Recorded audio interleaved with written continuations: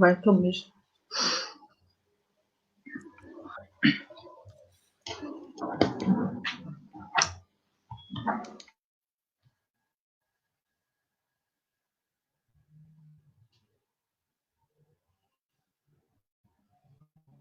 Bom, boa noite a todos. Estamos iniciando a nossa live de organização do Espaço Marx. Vamos só esperar aqui o pessoal ir entrando para dar um coro aqui e a gente já iniciar a nossa discussão de hoje com o professor Roberto Lerrer, que vai fazer uma discussão muito pertinente a respeito da ciência da universidade, relacionando com a questão da pandemia. Então, um assunto fundamental para nós estarmos pensando esse momento que nós estamos vivendo e iluminando essas discussões. Então, já a gente começa, de fato, a exposição do professor. A gente pede para as pessoas que já estão entrando, possam compartilhar essa live, né, com a sua página, para que a gente possa atingir o máximo de pessoas possíveis com essa discussão. Então, antes a gente inicia essa discussão, vou aí pedindo a gentileza para os que já entraram para nos acompanhar, que compartilhem esta live.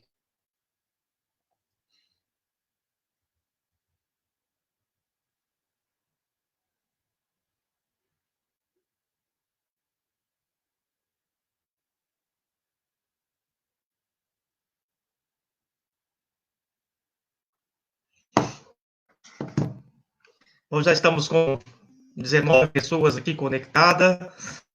Já vamos, então, iniciar com as nossas apresentações. Aqui é o professor Osmar, da Unespar, campus de Campo Mourão, e sou coordenador do Espaço Marx, e também estou na vice-presidência do sindicato Sindonespar, que é o sindicato dos docentes da Unespar. O nosso grupo Espaço Marx, ele já existe, vai completar 12 anos, este ano de existência, aqui na Unespar, campus de Campo Mourão. É um grupo que desenvolve atividades formativas, que procura estudar as principais obras de Marx e de Engels, mas também de autores que se filiam a essa tradição, porque entendemos que esta é uma teoria que é fundamental que os trabalhadores tenham acesso, porque ela ajuda a compreender a realidade social, mas fundamentalmente é um instrumento fundamental para a transformação da realidade social. Atualmente, o Espaço Marx, ele tem dois momentos de estudos. Um momento de estudo que é intitulado Mulheres Relacionais, é coordenada pela professora Ana Leia Pings, que faz a discussão das obras de mulheres que discutiram e pensaram a transformação social, né? A título de exemplo, Rosa Luxemburgo, e tantas outras que deram uma contribuição essencial na luta dos trabalhadores. E um outro grupo, que é coordenado por mim, que é o Grupo de Estudo do Capital. Nós nos reunimos quinzenalmente para ler, discutir as obras do Marx, mas fundamentalmente o texto do Capital. Então, é um grupo que já tem alguns anos que estudando a Marx, e penso que a gente tem contribuído nesse processo. Só para o professor Roberto Lerrer ter um pouco de compreensão, a Unespar é uma universidade estadual do Paraná, que recentemente se constituiu, e congrega 7 campos. E o nosso sindicato Sindonespar representa 6 campos, né? Campo de Campo Mourão, Campo de Paranavaí, Campo de União da Vitória, que a professora Joana trabalha lá, Campo de Paranaguá, Campo de Apucarana e dois campos em Curitiba. Então, é uma universidade que está espalhada pelo estado do Paraná, mas também é a universidade mais precarizada do nosso estado, né? Então, o sindicato vem fazendo, né, esse trabalho de tentar organizar os professores, juntamente com a comunidade acadêmica, para que a gente possa construir, de fato, uma universidade que desenvolva as atividades de ensino, extensão e pesquisa como a gente entende que é tão necessário na nossa sociedade. Bom, dito isso, eu passo a palavra para a professora Joana e já agradeço o professor Roberto por ter aceitado gentilmente participar dessa live conosco. Joana? Então, boa noite. Sou a Joana Dark, professora do Colegiado de Pedagogia da Unespar, campus de União da Vitória, como o professor Osmar disse, pesquisadora e integrante do Núcleo de Estudos de Fundamentos da Educação e Métodos NEFEM, nesta universidade, neste campus, do grupo Transformações no Mundo do Trabalho, TMT da UFSC, né, que eu também pertenço, e mais recentemente integrante do grupo de pesquisa História e Sociedade nos Campos Gerais, STED-BR, pela UEPG. Então, nosso convidado especial nesta live é o professor Roberto Lerrer. Muito bem-vindo, professor. O professor Roberto é professor titular da Faculdade de Educação e do Programa de Pós-Graduação em Educação da Universidade Federal do Rio de Janeiro, é doutor em Educação pela Universidade de São Paulo, desenvolve pesquisas em políticas públicas em educação, é coordenador do Coletivo de Estudos em Educação e Marxismo, Colemarx, né, e do grupo de trabalho em que centraliza as suas pesquisas, né, em torno da financiarização da educação. Passaremos, então, a palavra para o professor Roberto. Você, Roberto, terá um tempo de aproximadamente aí 40 minutos para a sua exposição, e depois nós abriremos para questões. Então, nossa proposta é de fazê-las por blocos, né, aproveitando o máximo as suas contribuições, né, professor? Inclusive, todas as pessoas que estão participando conosco poderão fazer as suas perguntas, né, pelo chat, já vão colocando as perguntas e depois nós faremos uma síntese das perguntas, né, por blocos, para o professor nos ajudar a pensar.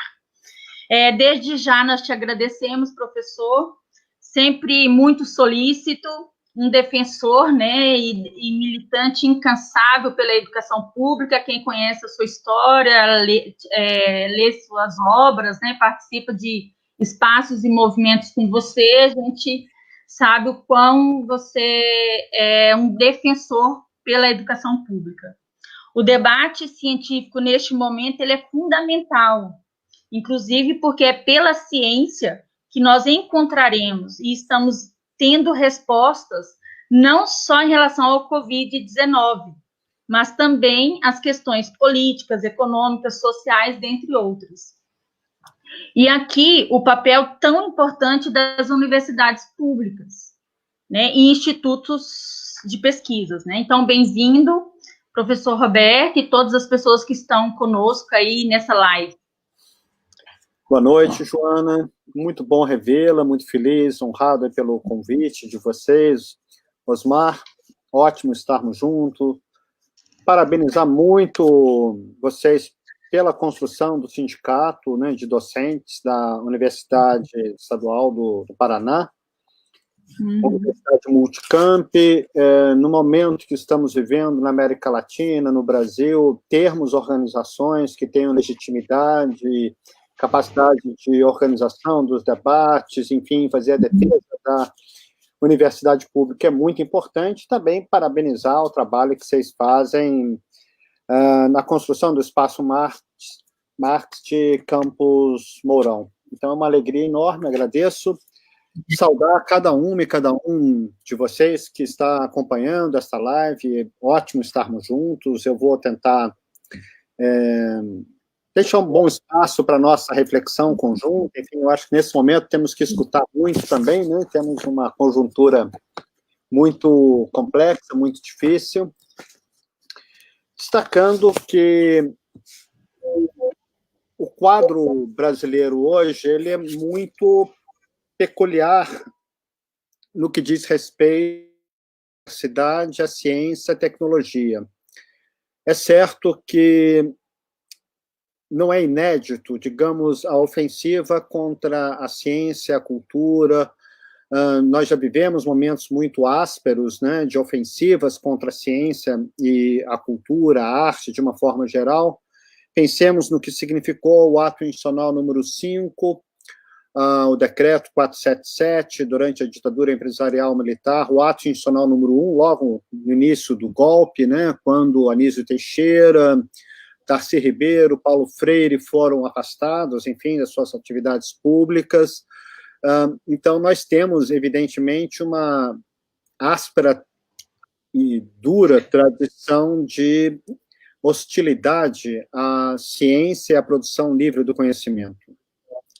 No entanto, a situação brasileira, ela tem particularidades muito importantes hoje, e se nós, digamos, compararmos com a situação de outros países, particularmente Estados Unidos, né, e também Hungria, nós vamos encontrar um movimento que transcende a fronteira brasileira, de crescente irracionalismo e de pesada ofensiva contra a produção crítica rigorosa do conhecimento. Podemos caracterizar a situação atual nesses países como uma situação em que a extrema-direita está fortemente empenhada numa guerra cultural. E essa guerra cultural, ela objetiva apagar toda uma herança de conhecimentos importantíssimos para a ciência, para o pensamento histórico crítico, que é basicamente a herança que vem do iluminismo, né? Então, esses formuladores, digamos, da guerra cultural, que vêm caminhando essas políticas irracionalistas, negacionistas, estão imbuídos de um projeto político, e esse projeto político seguramente tem como fundamento, tem como meta, tem como objetivo aprofundar um governo de natureza, ou governos, né, melhor dizendo, de natureza autocrática, promovendo um neofascismo, podemos caracterizar assim, em diversos países. Então, o Brasil não é, digamos, uma ilha cercada de racionalismo por todos os lados, mas o Brasil tem particularidades também pelo caráter, digamos, rudimentar da ofensiva, né? E, sobretudo, o caráter rudimentar da maneira como a ofensiva contra a ciência vem sendo empreendida em nosso país.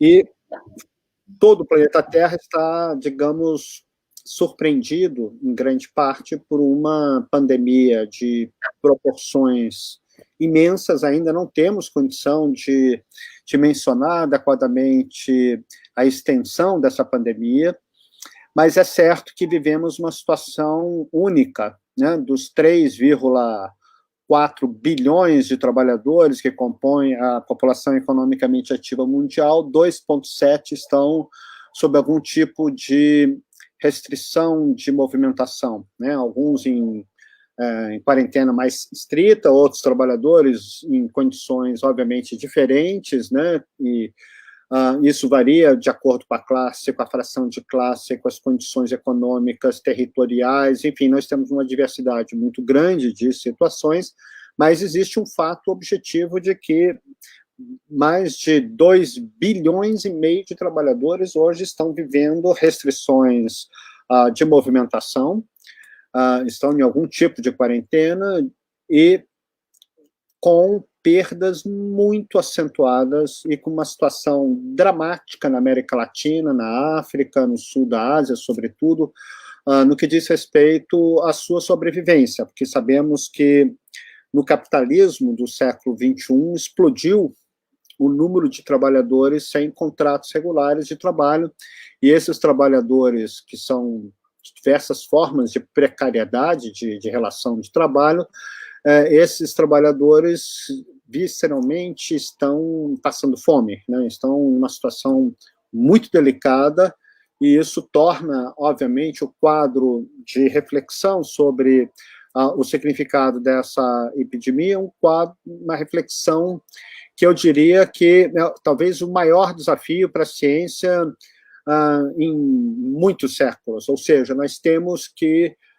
pensar a situação que estamos vivendo hoje para que seja possível transformá-la, porque é seguro que vamos sair desse contexto de pandemia com a possibilidade de uma ofensiva brutal, radical, contra tudo aquilo que é público, no sentido de que vai ser o público que vai pagar a conta do custo, enfim, geral, né, planetário desta pandemia.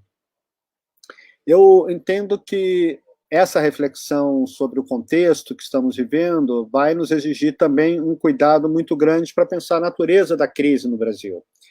Porque é óbvio que a narrativa irracionalista, negacionista do governo federal será e já está sendo uma narrativa que sustenta que a crise econômica que estamos vivendo, o desemprego, o desalento, a fome, enfim, toda a situação de sofrimento social que a população brasileira vem vivendo de forma muito dura, muito sofrida no cotidiano, essa situação decorre da pandemia e, sobretudo, decorre da opção, enfim, da saúde pública mundial de promover as quarentenas, né, e que isso teria gerado a crise.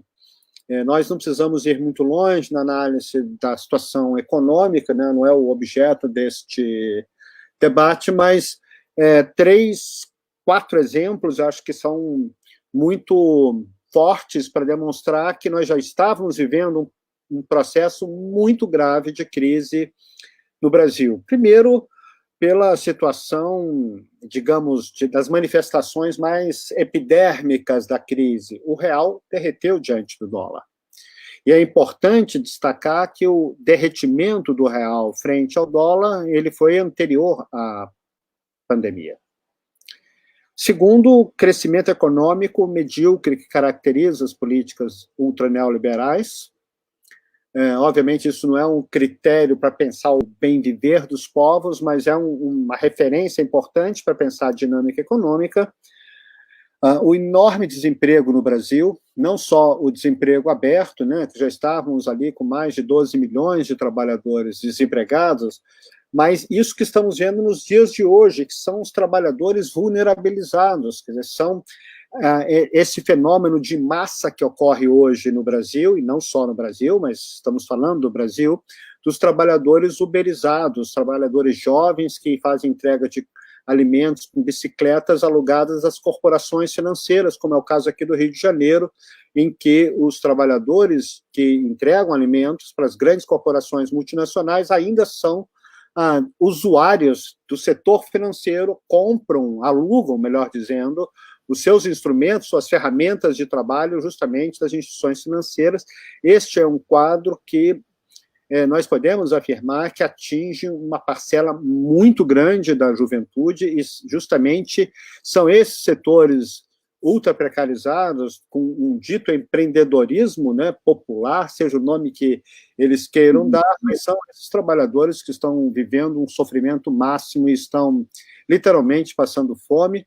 Sabemos que o auxílio que o Congresso aprovou não foi proposição do Jair Bolsonaro, foi uma iniciativa do Parlamento. Ele começou com uma proposta de R$200 para esses trabalhadores, enfim, foi a proposição do Parlamento, sobretudo dos partidos democráticos, mas no campo da esquerda, enfim, que empurraram, né, que forçaram a ampliação deste valor e chegaram aí o valor de R$600. Sabemos que é muito insuficiente e sequer está sendo pago para, digamos, alimentar uma crise política que estamos vivendo, a olhos vistos, né, todos os dias, enfim, de um governo que nós sabemos que fez uma clara opção por uma política de natureza neodarwinista, né, ou, melhor dizendo, não neodarwinista, mas de um darwinismo social em que a parte da população vai sucumbir, enfim, pela miséria, pela fome,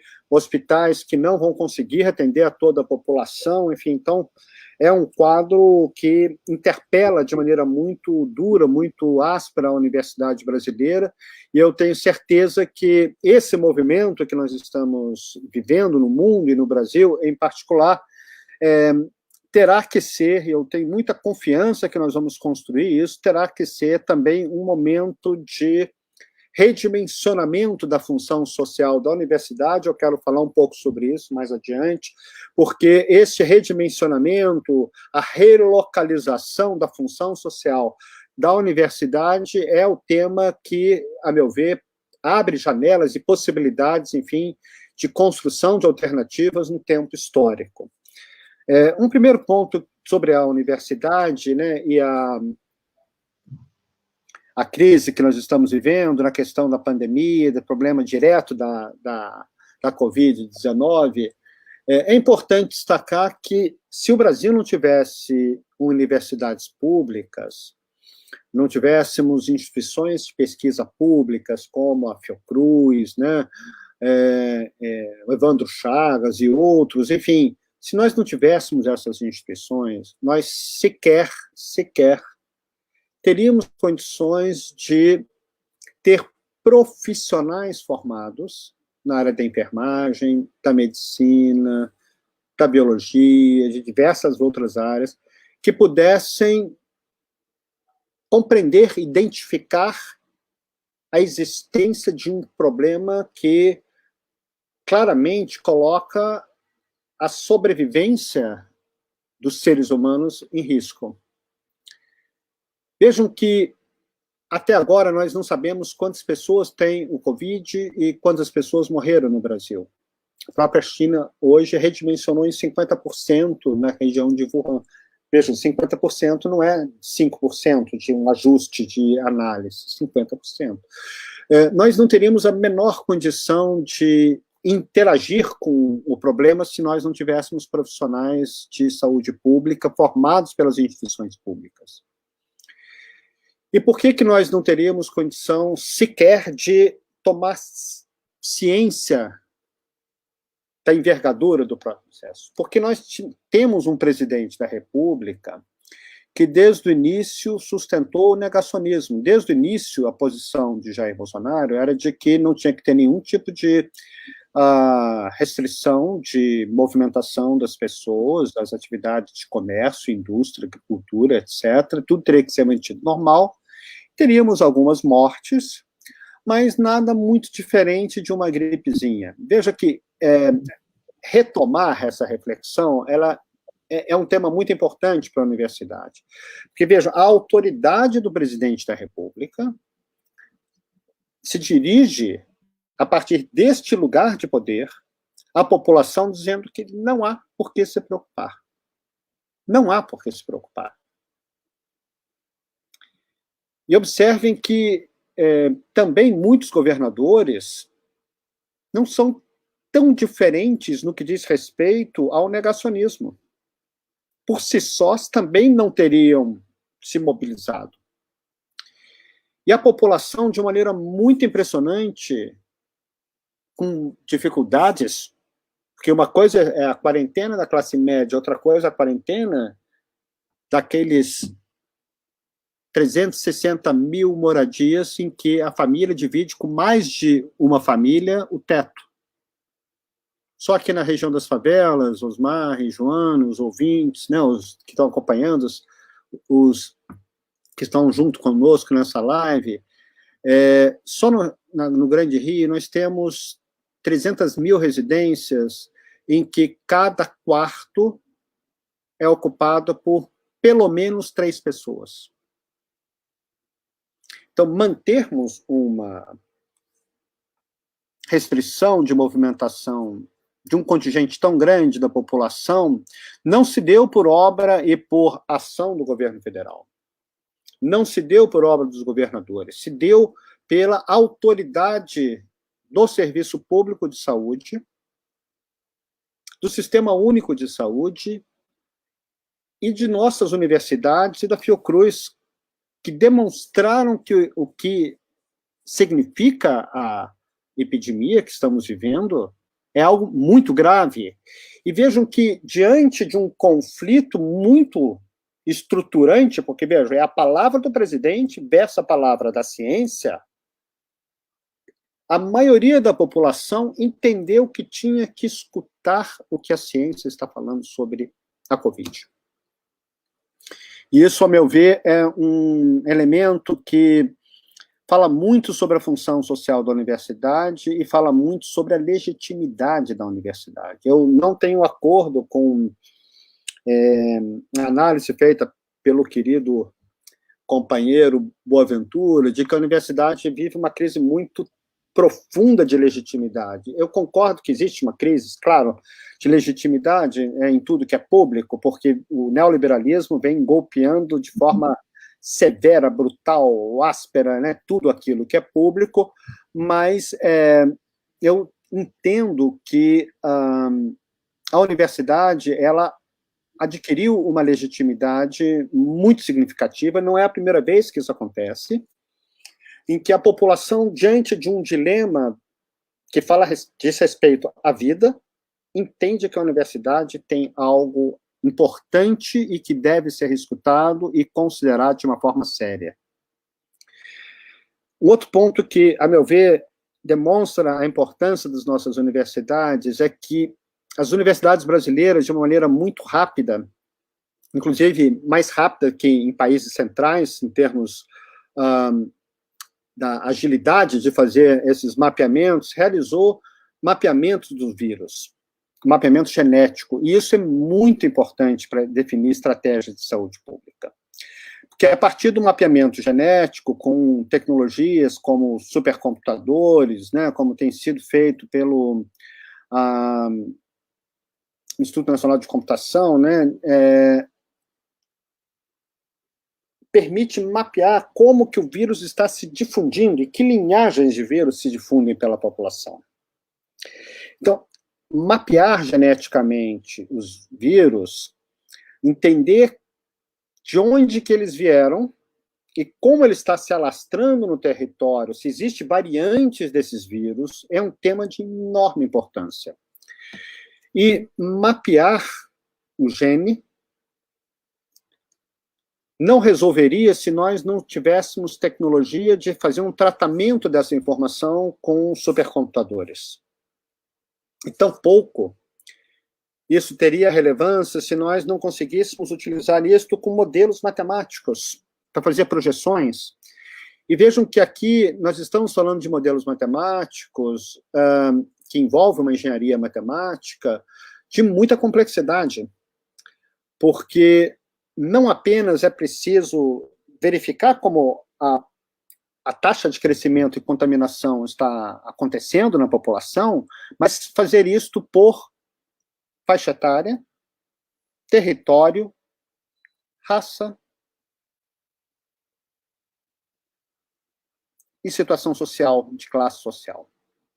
Quem está morrendo efetivamente? Então, a elaboração de modelos só pode ser feita se nós tivermos estudos sociais, das ciências sociais. Porque sem os estudos das ciências sociais, nós não conheceríamos o território, nós não conheceríamos a situação de vida social, de urbanização, os fatores de risco, assim como nada disso seria ferramentas de ciência importante para enfrentar um problema se nós não tivéssemos hospitais universitários e hospitais que, embora não sejam universitários, não sejam credenciados como hospitais universitários, são hospitais cujos médicos adquiriram um hábitos intelectual vindo das universidades. Tem grupos de pesquisa dentro dos hospitais. Então, tudo isto permite também uma pesquisa clínica.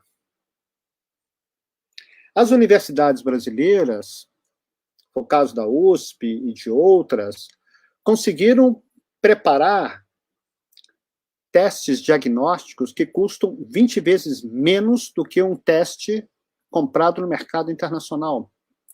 As universidades desenvolveram tecnologias para fazer respiradores que custam 10, 15 vezes menos do que os respiradores comprados no exterior. E de alta qualidade. A universidade não apenas conseguiu elaborar materiais para fazer testes, como com o mapeamento genético do vírus, saber que variantes nós temos de Covid no Brasil. Então, imaginem, façam um exercício, fechem os olhos e, durante alguns segundos, tentem imaginar se o país não consegue fazer isto. Imagine se nós não pudéssemos ter esse tipo de conhecimento. E foi esse tipo de conhecimento que, passado pelos profissionais de saúde, que nós devemos ter muito orgulho, do Sistema Único de Saúde, que, embora muito golpeado por anos de sucateamento, né, e isso agravou com as políticas neoliberais, redução muito grande de leitos. A UFRJ chegou a ter, no hospital universitário, como 580 leitos, e no período que eu estive como reitor, nós estávamos com 200, e quando eu saí da reitoria, nós tínhamos 280 leitos. E, durante muito tempo, fomos ao Ministério da Saúde, temos muitas reuniões com o Ministério da Educação, com o Parlamento, tentando retomar um padrão de 580 leitos como um patamar mínimo para um grande hospital universitário, como é o caso do Hospital Clementino Fraga Filho, da Universidade Federal do Rio de Janeiro, que é reconhecido como um centro de referência em muitas atividades na área clínica de altíssima complexidade, né? Um hospital terciário e quaternário, em termos de complexidade, transplantes, etc. E nada disso foi feito. O país hoje não tem condição de produzir testes em quantidade. E observem que as universidades, isso também foi uma experiência que eu vivi pessoalmente, no Parque Tecnológico da UFRJ, nós construímos um convênio com a Fundação Oswaldo Cruz para que nós pudéssemos ter, no Parque Tecnológico, uma planta industrial para a produção de biofármacos e farmoquímicos para o Sistema Único de Saúde. E, novamente, nós não conseguimos os recursos para viabilizar isso. Então, o país tem uma inteligência, tem conhecimento, enfim, mas temos um projeto, ou, se não é um projeto, mas temos coerções da política econômica dominante que caminham em sentido completamente oposto a essas perspectivas de que o país deve investir na ciência para assegurar a todos que têm um rosto humano o bem viver. É importante destacarmos que, no caso brasileiro, a pesquisa na área do Covid está, digamos, num padrão de referência internacional, porque durante a epidemia de Zika, em 2015, muitos laboratórios foram reequipados. Isso, inclusive, é um trabalho que a UFRJ e outras universidades tiveram de trabalhar com a FINEP para que houvesse pelo menos a recuperação desses laboratórios que pudessem permitir estudo de vírus. Se nós não tivéssemos essas reformas nesses laboratórios, nossa situação hoje seria muito pior, muito mais grave. Enfim, então tudo isso está nos demonstrando que a universidade é uma instituição que abre possibilidades para o bem viver, mas ela por si só não pode resolver aquilo que significa condensação de forças no âmbito do Estado, em que os setores dominantes não têm um projeto democrático para o nosso país. Florestan Fernandes já falava nos anos 60 que a Revolução Burguesa no Brasil foi uma revolução sui generis, em que os setores dominantes nunca tiveram aquilo que Florestan chamava de um projeto autopropelido de nação. Uma revolução burguesa que incorporasse os setores da classe trabalhadora dentro de um padrão mínimo de dignidade. Isso nunca aconteceu efetivamente em nosso país. E nós temos hoje as consequências disso. Nós temos tecnologia para fazer os testes diagnósticos. Logo no início da epidemia, cada teste estava custando $500. E com a tecnologia construída nas universidades, nós poderíamos fazer teste por $20. Veja a diferença, $500 e 20. Se nós tivéssemos condição de produzir isto no país, fazendo junto com outros países, né, com associações com outros países, né, Cuba se caracteriza por uma excelência na biotecnologia, mas também o Instituto Pasteur na França e outros. Hoje poderíamos ter uma colaboração, uma rede internacional, em que estaríamos produzindo testes de massa. No caso brasileiro, só 0,16 pessoas, não vão fatiar ninguém, mas só um número, né? 0,16% realizam em cada 1.000, veja, 0,16 pessoas, em cada 1.000 realizam teste. Por isso que a curva de casos no Brasil está tão irrealista, podemos dizer. Dramaticamente irrealista. Nós sabemos que a situação é muito maior porque não há efetivamente uma testagem em massa, como foi feito, por exemplo, na Coreia, né, na Alemanha, em outros países.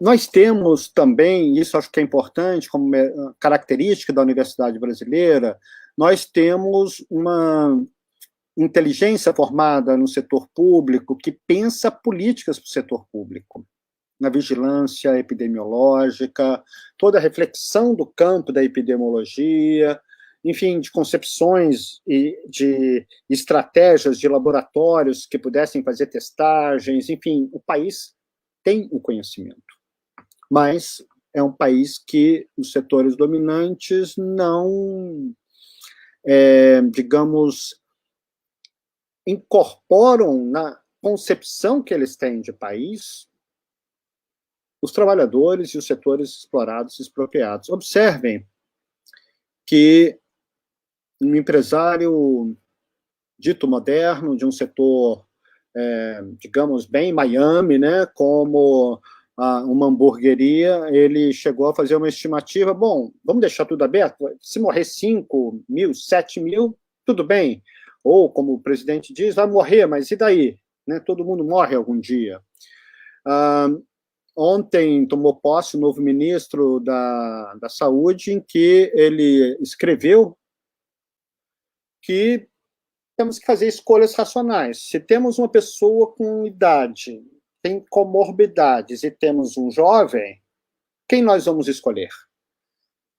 Então, essa é a visão da elite, essa é a visão de setores dominantes, essa é a visão da grande burguesia em nosso país.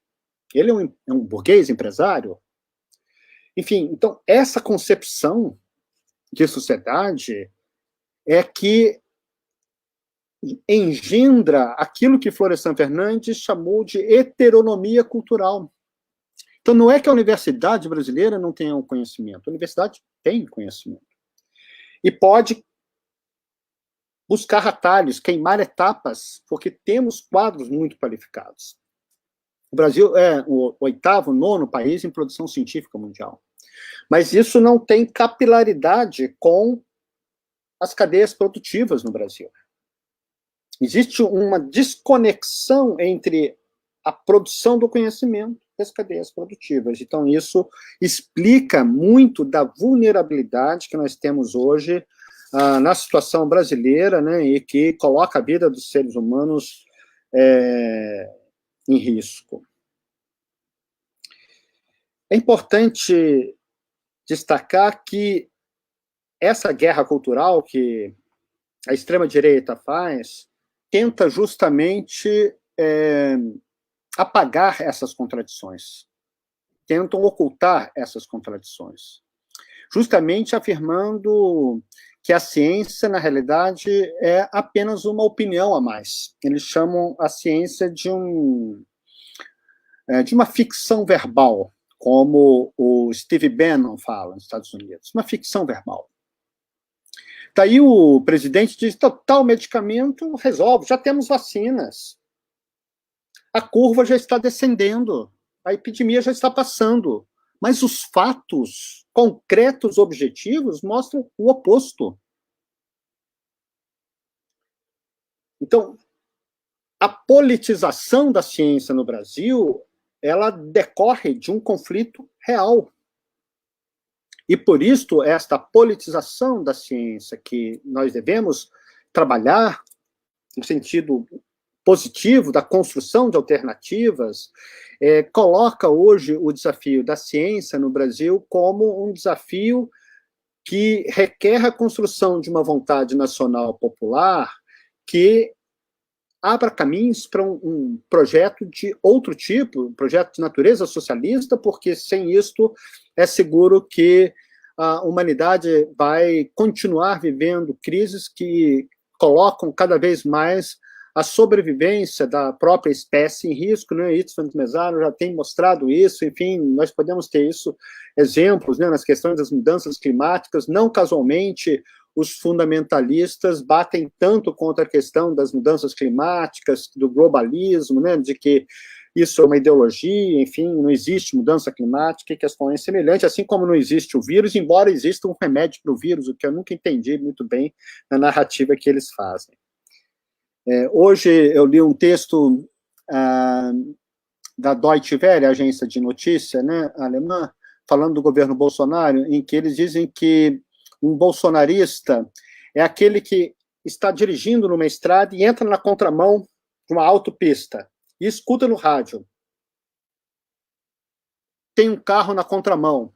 O motorista bolsonarista vai dizer, de jeito nenhum, imprensa mentirosa, tem vários carros na contramão.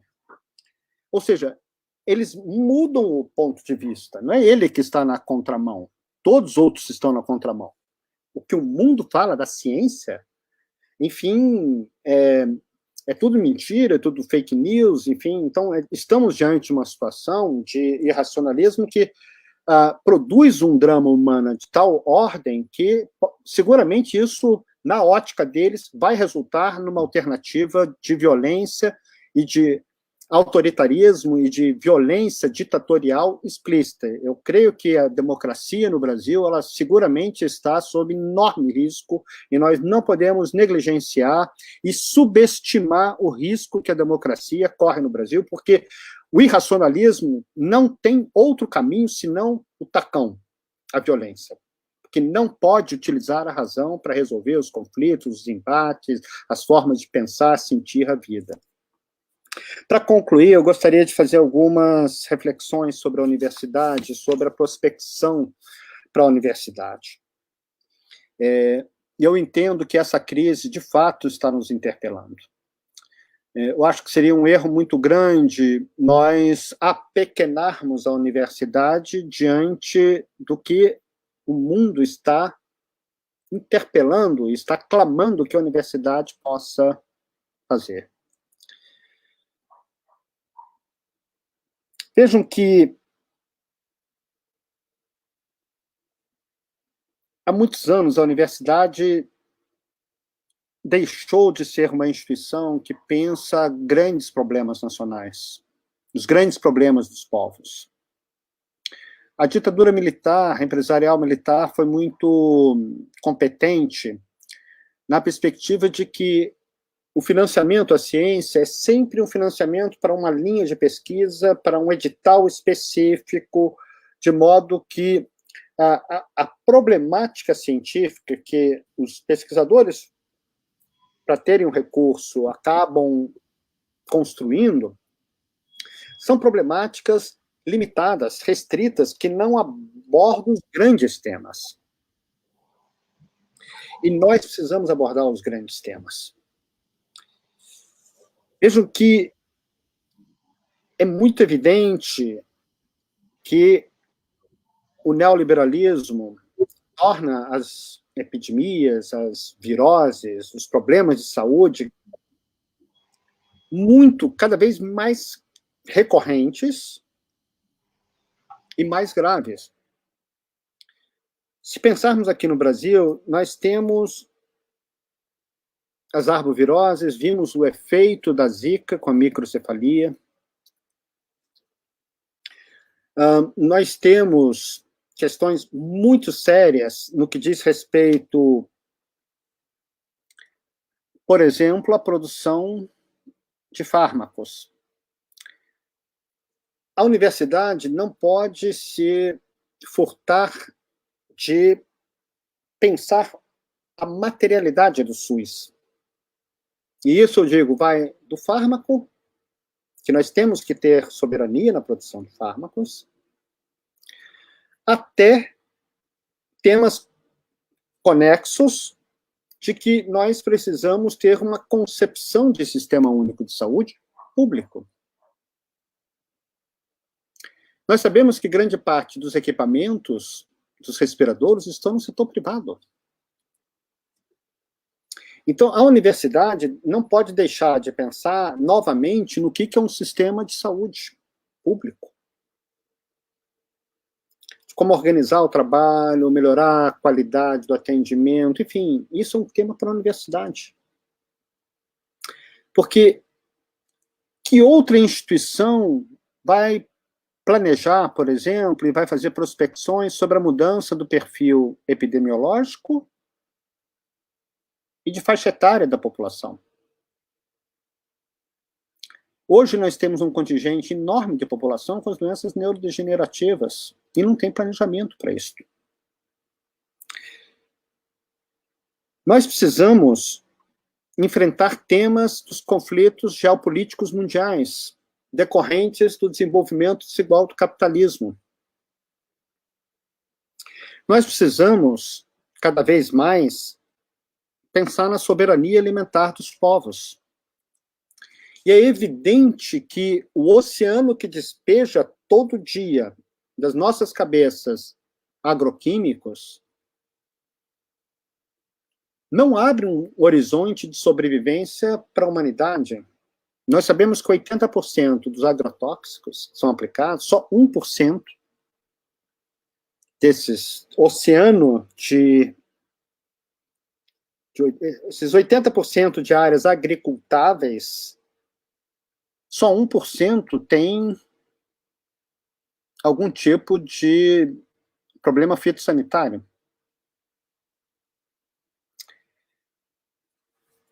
Nós precisamos, hoje, pensar o futuro dos recursos hídricos. Mas, sobretudo, temos que pensar o mundo do trabalho. Nós estamos afirmando para os jovens que a única alternativa para eles, jovens da classe trabalhadora mais explorada, é alugar uma bicicleta de uma corporação financeira para prestar serviços onde ele não tem nenhum direito. E agora, uma dessas companhias ganhou na justiça o direito de não dar nenhuma cobertura aos trabalhadores que estão com Covid. O padrão de acumulação destrutivo do capital é um tema que tem que ser voltado à investigação como um tema central para a universidade, sob diversos prismas teóricos. Sob diversos prismas teóricos. Mas é forçoso reconhecer que o padrão de acumulação que nós temos no século XXI não leva a humanidade para longe. Nós vamos viver situações crescentes de violência e barbárie.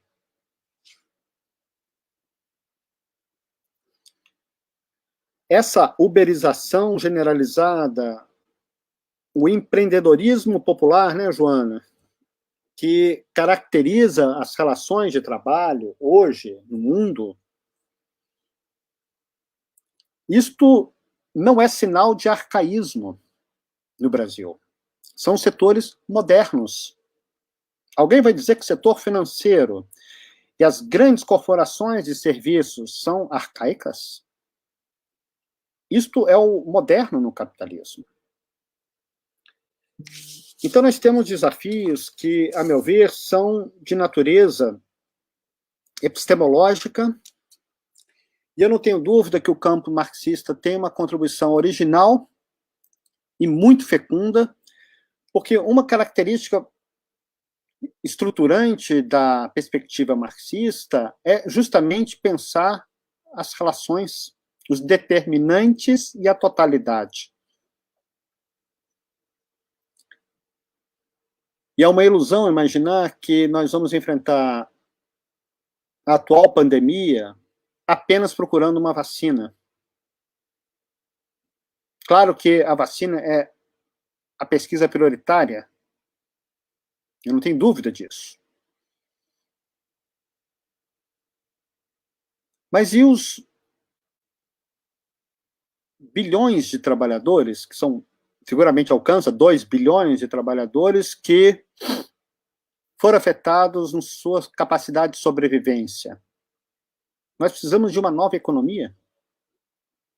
A economia, como está organizada hoje, com desenvolvimento desigual do capitalismo, com as assimetrias que existem no mundo, não nos levam para uma situação, enfim, de abrir possibilidades novas para o futuro.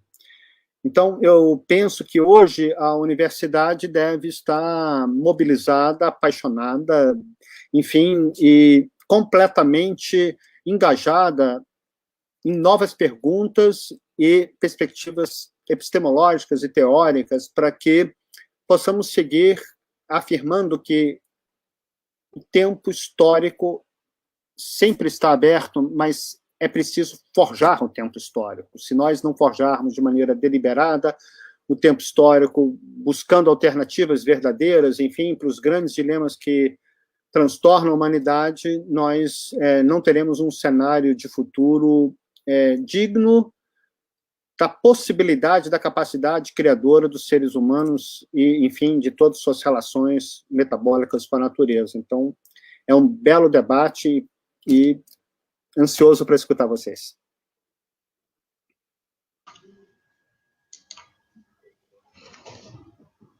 Excelente reflexões, professor.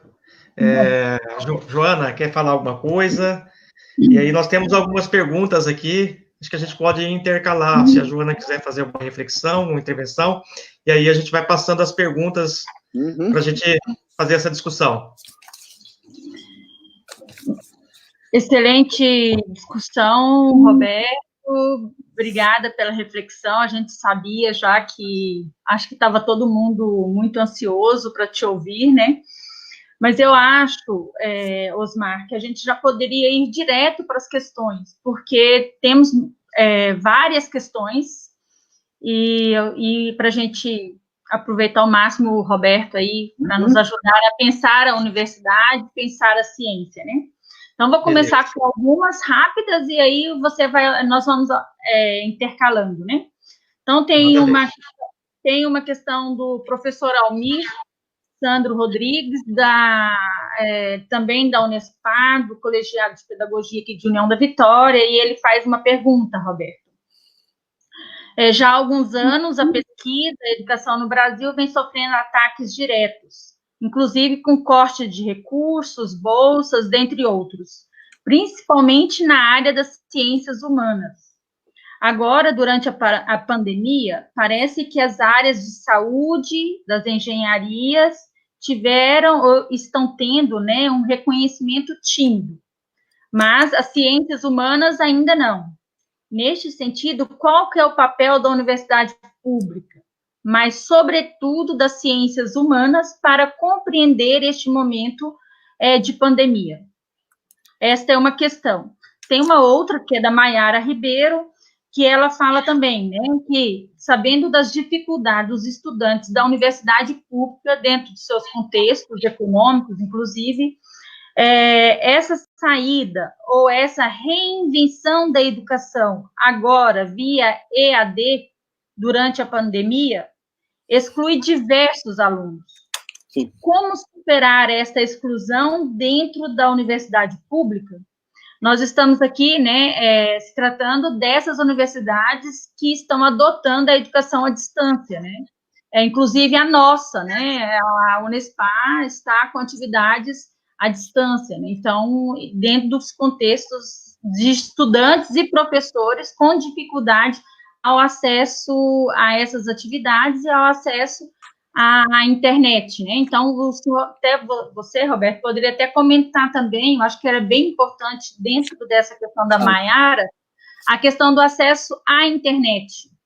né? Que ainda nós temos uma população gigante que não tem acesso à internet.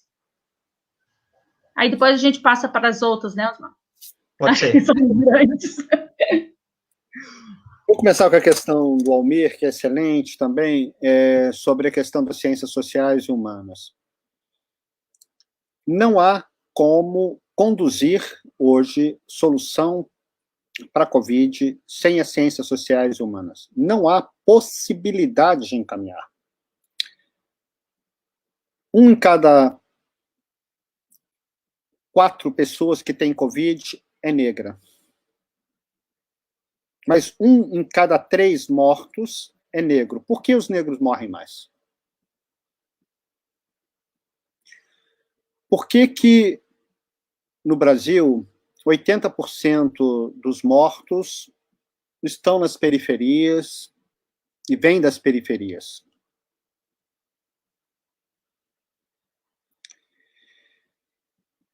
Essa pressão que o presidente da República, né, faz pelo fim do isolamento social tem auditório entre os pobres, os explorados e expropriados, porque precisam sobreviver. A ciência social nos mostra, e a economia, nos mostra que é possível garantir renda mínima para os trabalhadores, para que eles façam o isolamento social. É possível, economicamente, não há problemas, ao contrário do que disse o presidente ontem, não há óbice econômico para garantir renda mínima.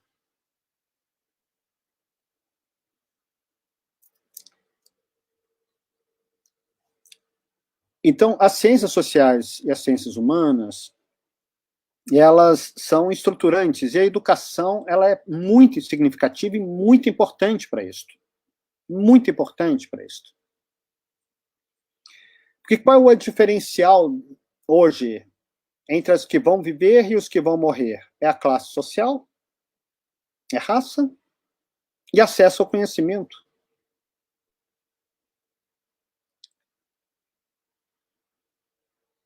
Agir de acordo com fundamentos científicos reduz o risco. Eu fico muito triste quando escuto uma pessoa pobre, vulnerável, precarizada, dizendo: eu não tenho problema com o vírus, porque se tem fé, o vírus não me alcança.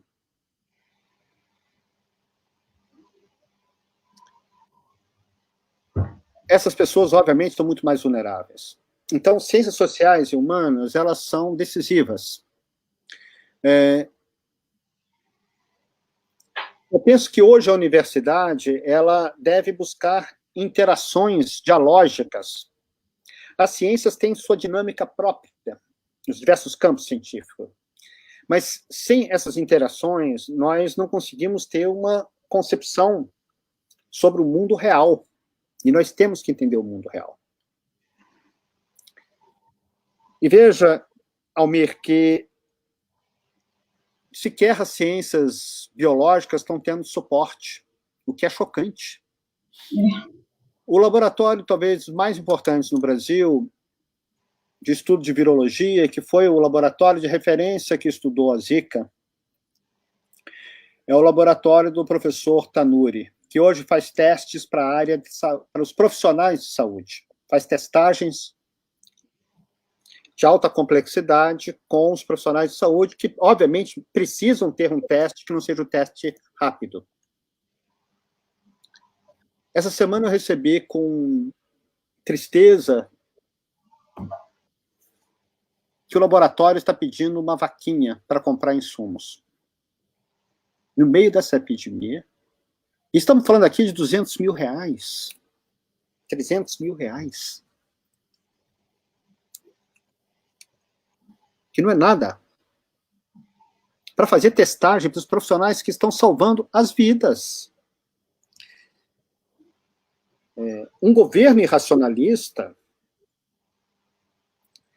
é um governo de morte.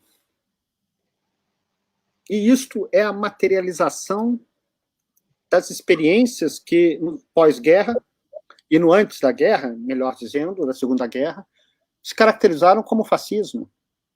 O fascismo é uma política de morte.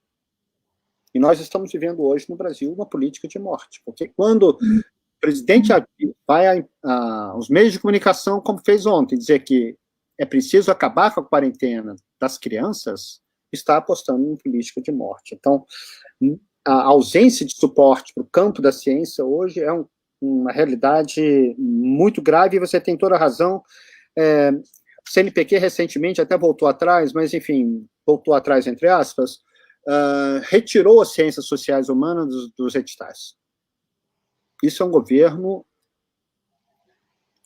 hostil à ciência e, sobretudo, é um governo que aposta na saída autoritária. A questão da Nayara, da educação à distância.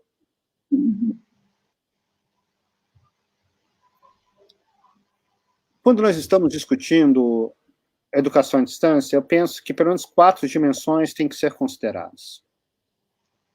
A primeira delas diz respeito a quem são os nossos estudantes e aonde moram os nossos estudantes e como vivem os nossos estudantes.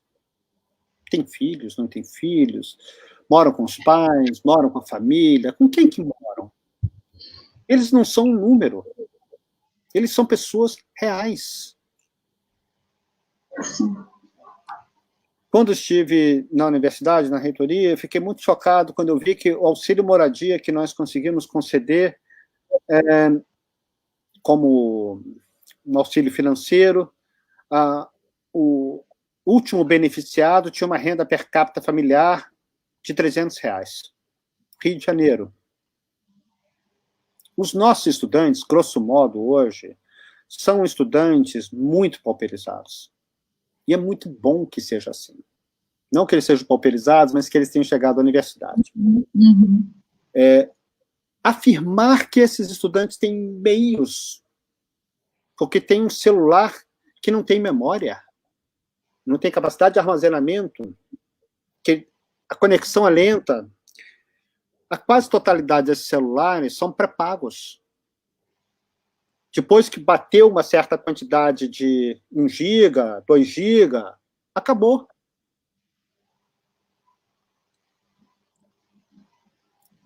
É algo muito grave não considerar quem são os nossos estudantes. Quando começou a restrição, eu pensei, vou fazer até um roteiro de estudo para os meus estudantes, dos textos. Se eles tiverem tempo, depois eu pensei melhor, disse, eu não vou fazer isso agora. Não era para ter nota, não era para substituir ela, apenas um roteiro. Porque eu pensei, a maior parte dos meus alunos não vai conseguir ter acesso a isso que eu estou pedindo que eles façam. E não é justo. Então, primeiro, a questão da moradia. Falar da moradia, obviamente, é falar das condições sociais. Quem são os nossos estudantes? Nós não estamos falando de estudantes que têm seu quarto, seu computador, com conexão fibra ótica rápida. Não é verdade isso para a maioria. Então, esse é um primeiro ponto. Um segundo ponto que eu destacaria é justamente o acesso à rede. Raros estudantes têm computadores. Eles acessam por internet, por celular, conforme eu disse. E a conexão por celular, ela é muito limitada no que diz respeito à possibilidade de interação. Eu vou falar um pouco sobre coisas que podem ser positivas com a tecnologia. Mas, neste caso, para ter aula remota, não dá conta. Eu, particularmente, entendo que, em muitas atividades que nós vamos realizar com os nossos estudantes, a escrita é fundamental. Mas também a possibilidade dele, no estudo, tentar explicar, não só por meio de texto, mas oralmente. Porque o conhecimento, ele se materializa quando nós estudamos, internalizamos conceitos, mas nós vamos entender quando estamos dialogando, estamos interagindo. Então, o suporte tecnológico que nós temos, primeiro, do ponto de vista técnico, ele não chega aos nossos estudantes. O comitê gestor, eu estava até procurando aqui se eu estava... o comitê gestor para a internet no Brasil nos mostra que 20% dos domicílios não estão sequer conectados à internet. Nenhuma internet. 20% não tem conexão com a internet. Então, são 17 milhões de unidades residenciais que não têm conexão com a internet. São 42 milhões de pessoas que não têm acesso à internet. Nenhum acesso. Mais de 40% das residências no Brasil não têm computador.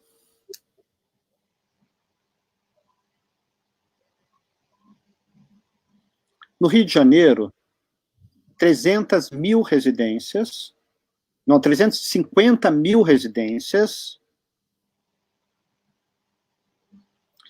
tem 3 pessoas,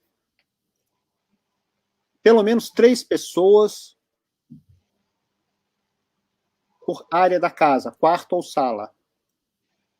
No Brasil, mais de 350 mil residências são compartilhadas por mais de uma família. Então, se juntar como as pessoas vivem, o drama do trabalho, as pessoas não conseguiram receber os R$600 até agora, gente. Então, se pensarmos, as pessoas estão passando fome. As pessoas estão em privação econômica severa. Como fala Hegel, uma pessoa em privação econômica brutal é tão livre quanto um escravo. Não tem meios para interagir. E no Brasil, nós não podemos ser ingênuos. Nós, na universidade pública, não podemos ser ingênuos. Essas corporações que alavancam as tecnologias de informação e comunicação estão muito vinculadas a uma perspectiva de mercantilização da educação. O uso de educação à distância não é algo estranho. A maior parte dos professores no Brasil hoje, que está em formação, está em curso à distância.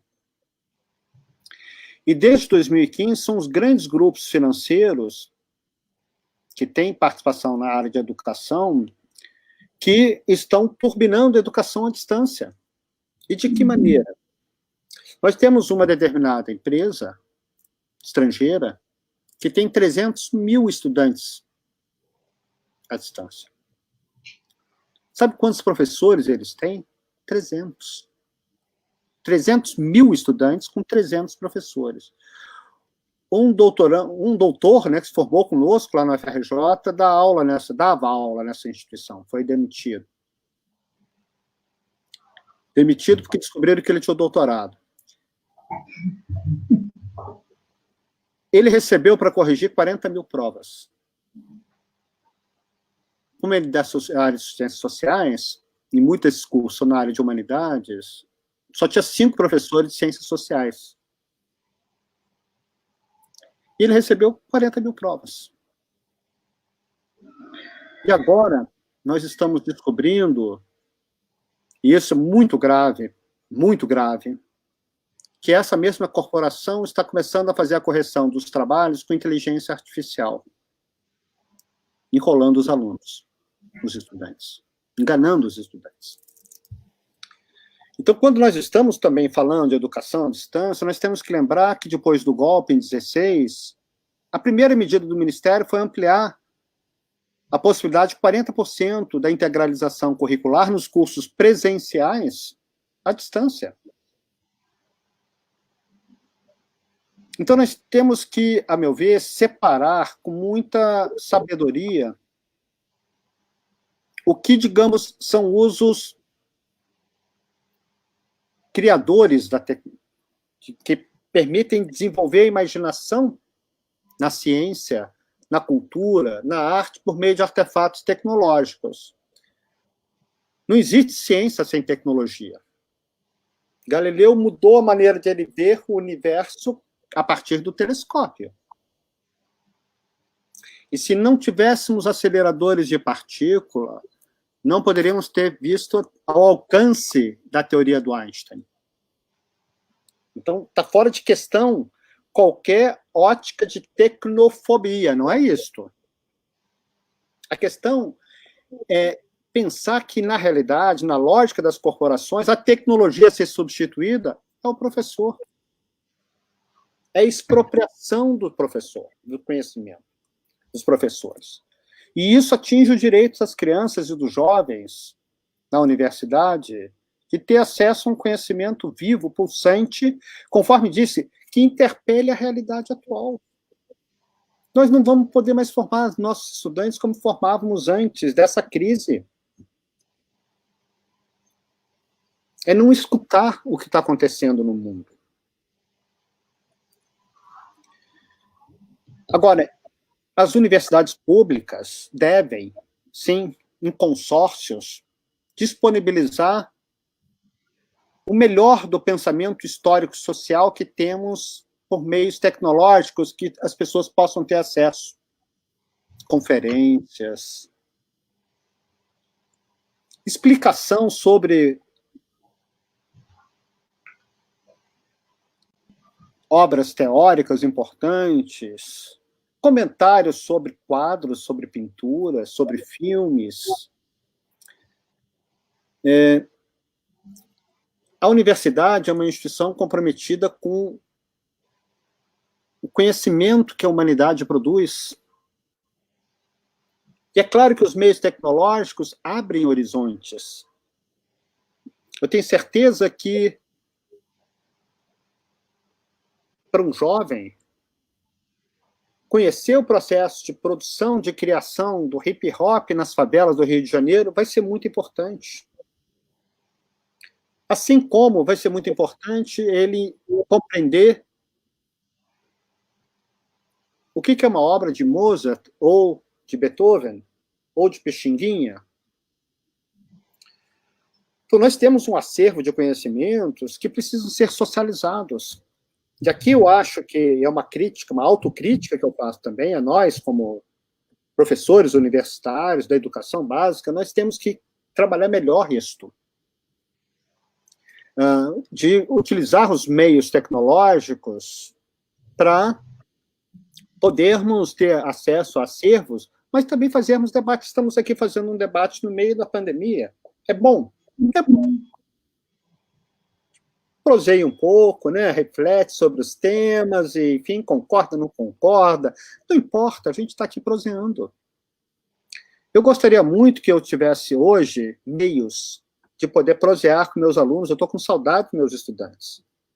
Adoraria estar conversando com eles aqui, mas eles não estão aqui. E não estão aqui não é porque eles não têm interesse, porque eles não podem estar aqui. Porque eles não têm meios de infraestrutura, de condições materiais de vida para estar aqui nesse debate. Eu ficaria muito feliz se eles pudessem. Mas eu não quero que um estudante meu tenha que sair para ir para a casa de um amigo, quebrando a quarentena, para poder acompanhar uma videoaula, seja o que for. Porque nós estaríamos trabalhando na mesma lógica bolsonarista. Não tem problema, não é assim, não é tão grave assim. E nós temos que estar preparados, porque esse isolamento, eles vão tentar quebrar o mais rápido possível, e nós temos que resistir, não permitindo que o isolamento seja interrompido enquanto nós não tivermos condição de garantir a vida dos seres humanos que estão, enfim, que está ameaçada hoje com essa situação.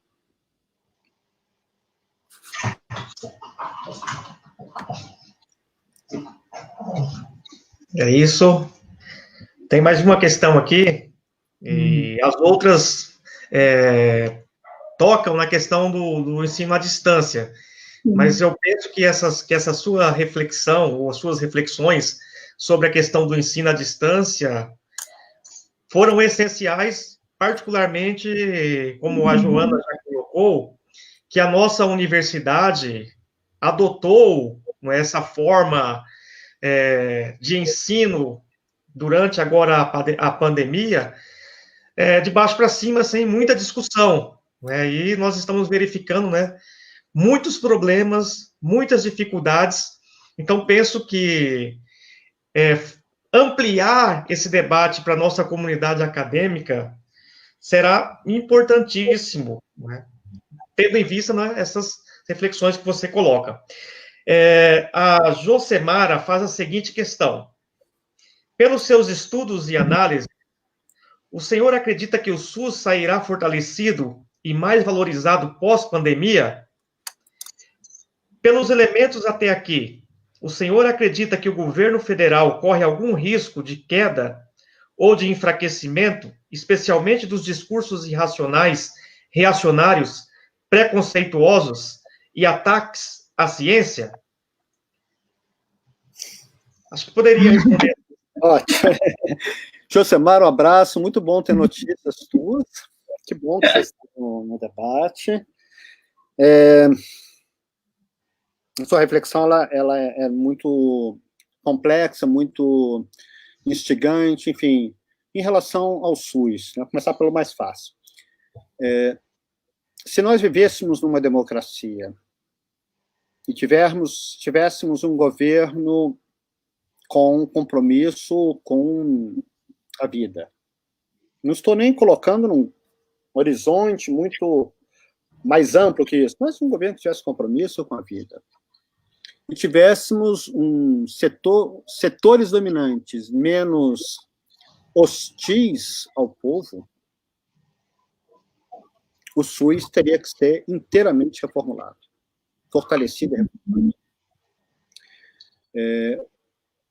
O SUS é uma criação brilhante, bem da tradição da reforma sanitária, foi muito bem desenvolvida pelo Berlinguer, na Itália, né, do Partido Comunista Italiano. Eles governaram várias províncias, né, naquela época, e estruturaram um conceito que foi desmontado, e a gente vê hoje o que significou desmontar o sistema de saúde na Itália, né, a situação terrível que estamos vivendo hoje, né, no país. E o SUS, a meu ver, tem uma primeira grande fragilidade. Aquilo que era para ser transitório virou não só permanente, mas foi o braço, a perna que ganhou força. Porque o setor privado atender SUS, naquele momento que foi instituído, era uma realidade necessária, não tinha atendimento público para todos, senão não seria universal. Só dá para falar no SUS se garantir a universalidade. Então, incorporar naquele momento o setor privado era, digamos, uma necessidade. Mas isso teria que ter um plano de ação de curto prazo para ir paulatinamente estatizando o que fosse possível e expandindo dentro da hierarquia dos diversos níveis de saúde, né, atenção primária, secundária, terciária, quaternária, estruturando um sistema público.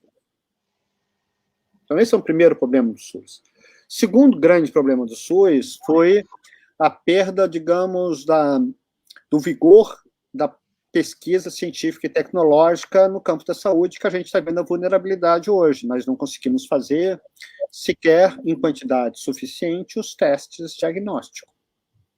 Então, o SUS tem que estar mais intimamente vinculado aos hospitais universitários, aos institutos de pesquisa e à área de pesquisa e desenvolvimento, para não só viabilizar esse tipo de insumo, mas os medicamentos para os fármacos, de uma forma geral, para o SUS. Porque as grandes corporações da área de medicamentos não faz pesquisa em relação à dengue.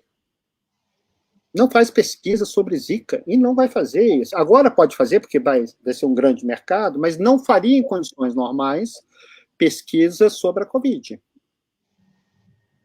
É outra lógica de organização, e isso precisa de um sistema público. Então, acho que essas duas dimensões, elas são muito importantes, mas eu tenho uma avaliação de que se nós não conseguirmos mudar, e esse governo não pode continuar, um governo que vai destroçar o país, vai destroçar a população, vai levar a genocídios em nosso país. Enfim, nós não teremos um SUS com esse governo. Não por acaso ele trouxe um empresário do setor. E um empresário que faz escolhas onde não tem a ética. Quem o escolheu? O velhinho ou o jovem? Então, essa racionalidade é completamente fora do que seria o SUS. O governo Bolsonaro é um paradoxo. É uma situação difícil de entender. Porque é um governo que foi eleito por uma minoria, não pelos seus méritos, mas porque ele encarnou a oposição ao governo do PT, a uma narrativa que foi construída, não vou entrar aqui nesse debate, enfim, mas o que é importante destacar é que as pessoas não votaram porque eram a favor dele, mas votaram porque ele poderia derrotar o outro. E isso garantiu a eleição do atual presidente, com um percentual muito minoritário de votos, porque a população que não foi às urnas, etc., na realidade ele teve mais ou menos o que ele tem hoje, um terço, digamos, consolidado.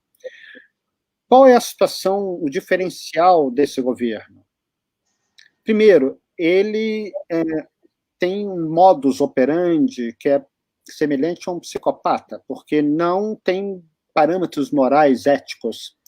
E as contrarreformas que ele está fazendo, previdência, trabalhista, isso que está querendo fazer agora, né, que o Congresso está impondo uma certa resistência, né, a questão da carteira de trabalho verde e amarela, enfim, tudo isso, ele faz sem nenhum desconforto ético-moral.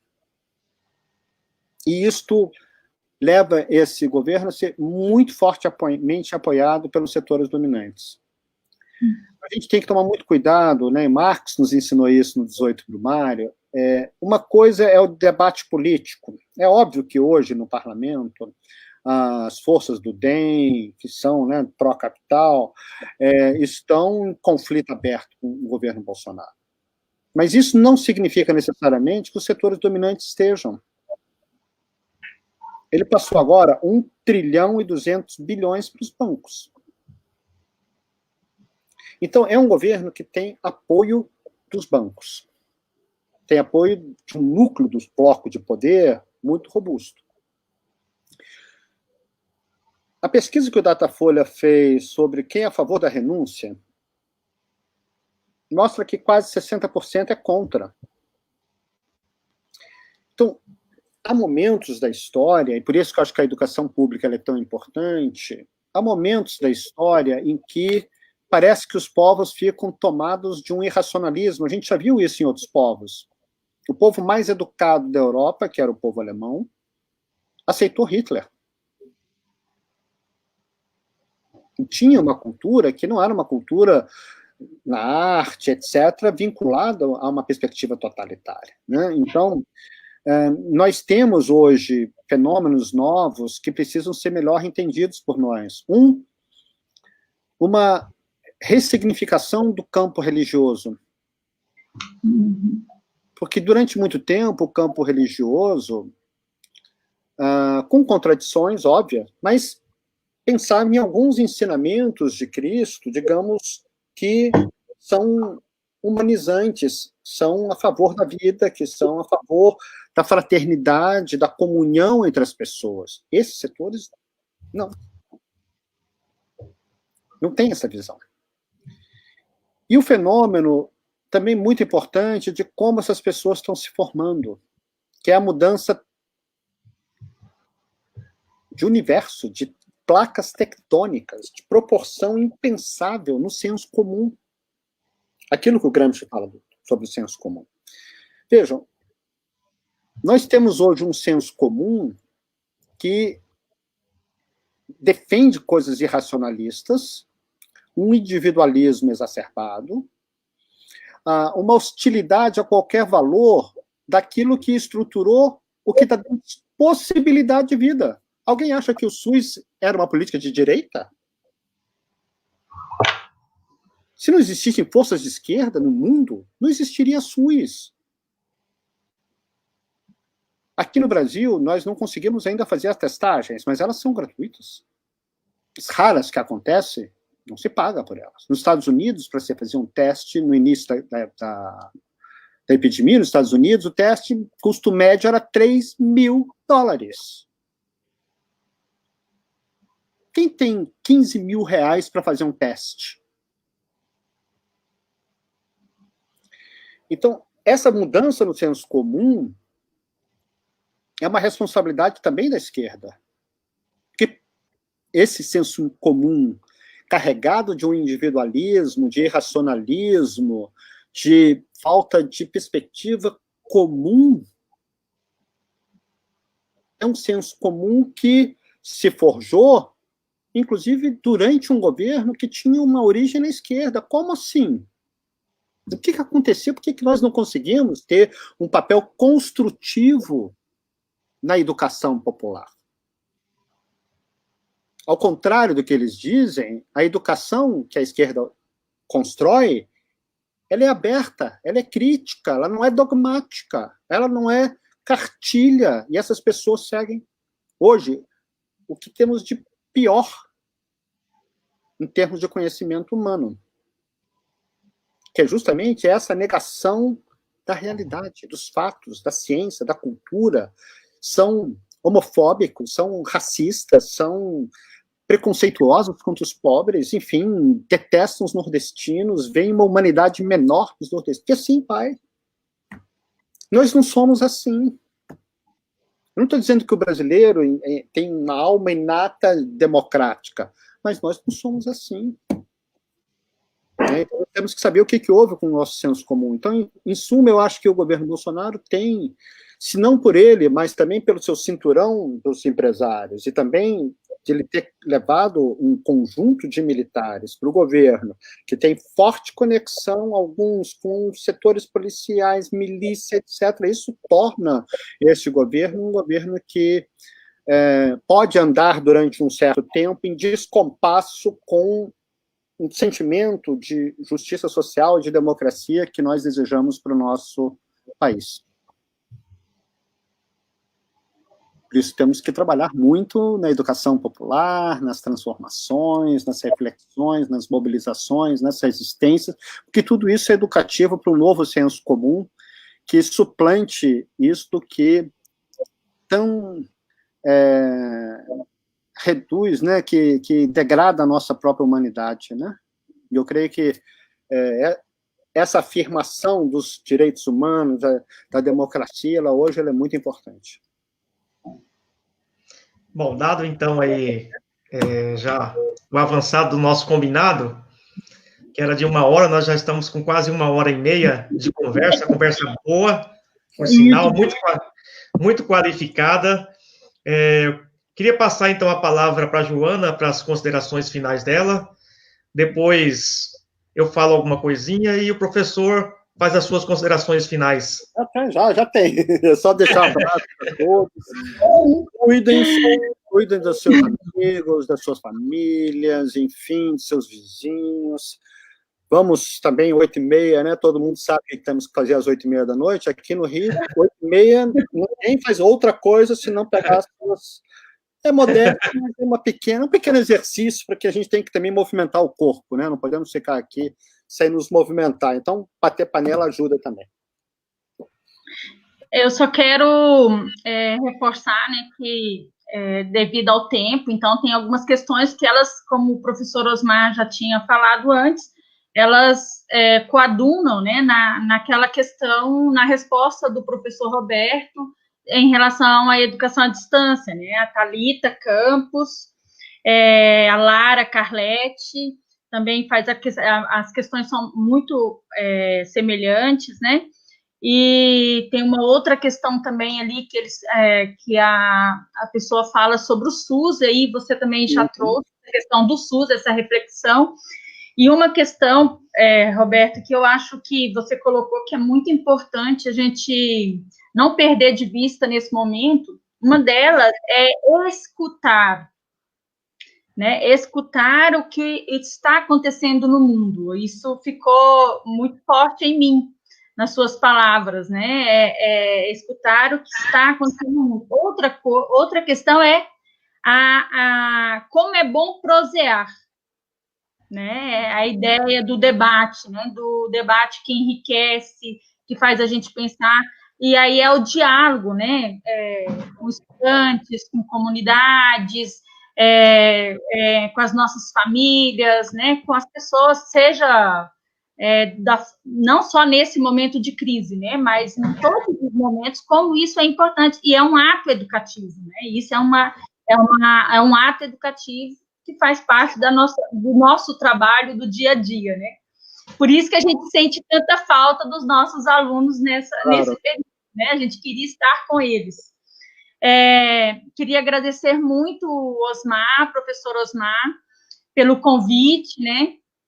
Nós estamos desenvolvendo algumas atividades juntos, né? O campus de Campo Mourão e União da Vitória. O ano passado eles vieram aqui.